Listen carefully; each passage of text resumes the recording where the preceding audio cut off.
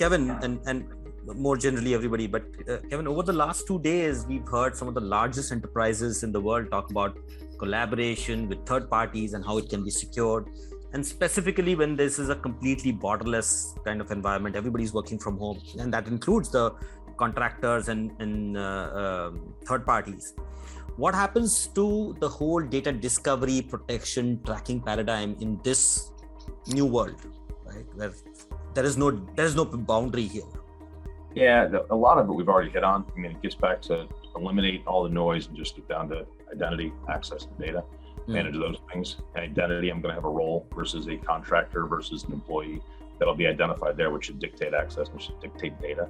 So a lot of that stuff we've covered, but the other part is at a file level, understanding what that data is. So in the unstructured world, you can say I've got access to a folder, but what if there's files in the folder that shouldn't be there? And that's something that we can't go ahead and control. And maybe a contractor is not allowed to see a particular file type, but an employee can.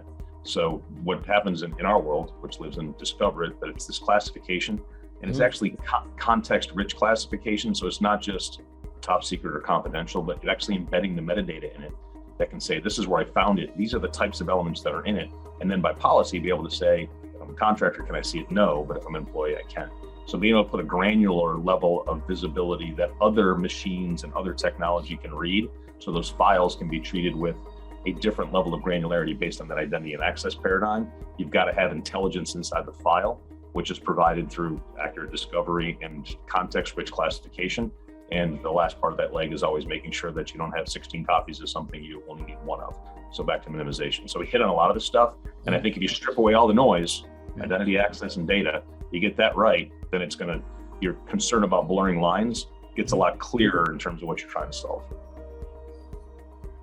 Yeah, I think the blurring of the lines is, again, based on the traditional definitions of perimeter, right? That there is a contractor and there's an employee and there's a line which divides the two, or there's a governed device and an ungoverned device and there's a line that divides the two, and similarly for applications and so on. And if you don't even try to draw that line and draw the line on the data access identity, right, that layer, then maybe the lines are still pretty clear, right? Yeah, I think that's very valuable insights.